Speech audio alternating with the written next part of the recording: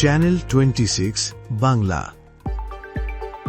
বাংলাদেশ পানি উন্নয়ন বোর্ডের ডালিয়া ডিভিশনের আওতায় 2024-25 অর্থবছরের বরাদ্দপ্রাপ্ত বিভিন্ন উন্নয়ন প্রকল্পের কাজ বর্তমানে চলমান রয়েছে। নীলফামারী থেকে কামরুজ্জামানের তথ্যচিত্রে দেখুন বিস্তারিত।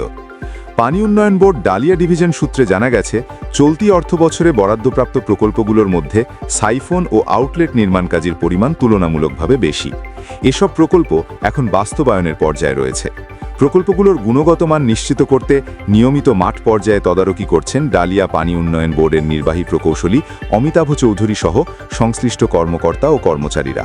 পাশাপাশি ঠিকাদার প্রতিষ্ঠানগুলোকে নির্ধারিত সময়ের মধ্যে কাজ শেষ করতে প্রয়োজনীয় নির্দেশনাও দেওয়া হচ্ছে।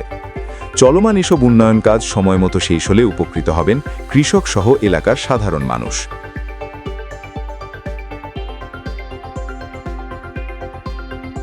চ্যানেল 26 বাংলা।